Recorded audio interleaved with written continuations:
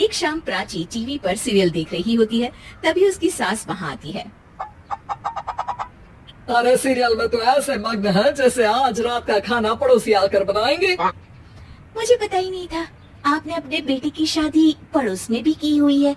हैं? मतलब? मतलब इस घर में सारा काम बहू ही करती है, आप तो सिर्फ राटे मारती हैं।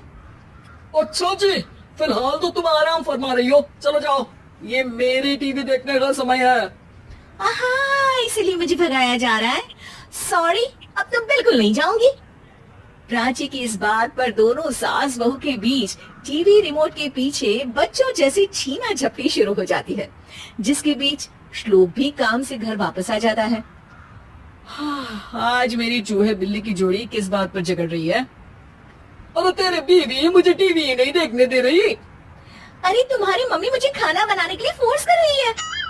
अरे वाह, ऐसे बेतुके रीजन पर तो बच्चे भी झगड़ा नहीं करते। अरे मुझे कुछ मत बोल, सब इसने ही शुरू किया है।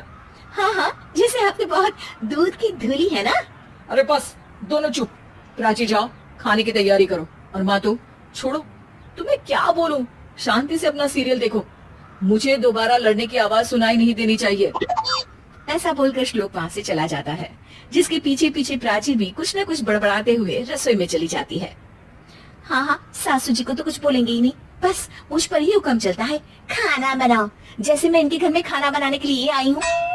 इसी तरह शाम बीतती है और रात को श्लोक और प्राची की सास खाना खाकर सोने चले जाते हैं, लेकिन प्राची गुस्से में कुछ खाए बिना काम में ही लगी रहती है। इस घर में किसी को घंटा फिक्र नहीं पड़ता, मैं खाऊं या भूखी रहूं। प्राची कुछ देर के लिए रसोई से बाहर जाती है और जैसे ही वापस आती है तो वहाँ दूध का भरा ग्लास देखकर हैरान रह जाती है। फिक्र पूरी है, बस दिखाना नहीं है। प्राची दूध पीकर सोने चली जाती है और अगली सुबह एक बार फिर सास बहू का कार्टून नेटवर्क स्टार्ट हो जाता है। ये तुमने ही किया है। अरे अजीब जबरदस्ती है, मैं बोल रही हूँ मैंने कुछ नहीं किया। दोनों ने मिलकर पूरे घर को पागल खाना बनाया हुआ है। यहाँ कोई नॉर्मल इंसान तो रह ही नहीं सकता, इसीलिए अब पड़ोसी क्या रिश्तेदार भी घर आने से कतराते हैं। अरे सुन बेटे, तू भी चंगा, तेरी माँ भी चंगी, तेरी बीवी भी चंगी, रिश्तेदार। हाँ जी, आपको नहीं पता क्या, गंगाधर ही शक्तिमान है, रिश्तेदार ही। हाँ हाँ, बस समझ गया। कभी जानवरों जैसे लड़ेंगी तो कभी जुगलबंदी करेंगी। भाई मैं आप दोनों के बीच में नहीं फंसना चाहता।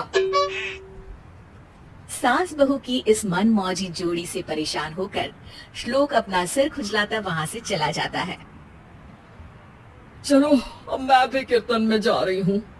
इस पर जैसे ही सास कमरे में अपना पर्स लेने जाती है तो वहाँ नाश्ते की प्लेट रखी देख मुस्कुराने लगती है और नाश्ता करके घर से बाहर निकलते हुए कुछ पैसे टेबल पर रख जाती है, जिसकी कुछ देर बाद सिलेंडर वाला घर आता है। ओ मोरी मैया, मैं सिलेंडर के बारे में तो बिल्कुल भूल ही गई थी। घर खर्च के सारे पैसे भी मम्मी के पास है और श्लोक से बोला तो उल्टा 4 बात सुनाएंगे। प्राची ये सोच ही रही होती है कि अचानक उसका चेहरा चमक उठता है और वो घर में आकर इधर उधर देखने लगती है। तभी उसकी नजर टेबल पर रखे पैसों पर पड़ती है, जिन्हें वो सिलेंडर वाले को दे देती है। ये सब श्लोक देख लेता है। अच्छा बेटे, इतना बड़ा घोटाला, सबके सामने मैं तेरी दुश्मन और पीठ पीछे तेरी मेरी यारी।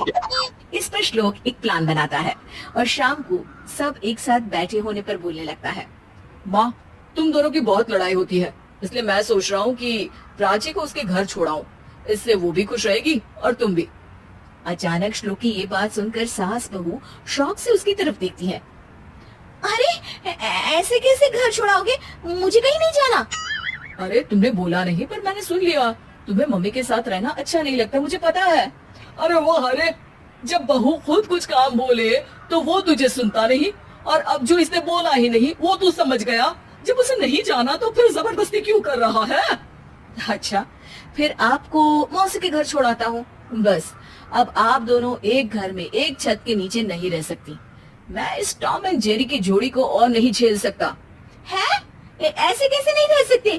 तुम्हें इतनी दिक्कत है तो तुम्हारा बोरिया बिस्तर पैक कर देती हूँ, लेकिन मम्मी जी कहीं नहीं जाएंगी। बिल्कुल यही सुनना था मुझे। अगर दोनों में इतना ही प्यार है फिर हर वक्त ये लड़ाई का नाटक क्यों करती हो? देखा मैंने कैसे माँ किचन में दूध रखती है और तुम उनके लिए कमरे में नाश्ता रखती हो, और कैसे वो पहले ही तुम्हारी दिक्कत समझकर घर में पैसे रखकर बाहर जाती है। अरे भाई, इतना ड्रामा तो डेली सोप में भी नहीं होता जितना तुम दोनों ने इस घर में फैलाया हुआ है। तू हमें टॉम एंड जेरी बोलता है ना, तो याद कर वो दोनों भी एक दूसरे को बाहर वालों की बुरी नजर से बचाने के लिए हमेशा सबके सामने लड़ते थे, लेकिन अकेले में दिक्कत के समय मदद भी तो करते थे। बस हमारा रिश्ता भी कुछ ऐसा ही है। और वैसे भी अगर सास बहू में तू मैं नहीं होती तो दुनिया वालों को कहानियां कैसे मिलेंगी?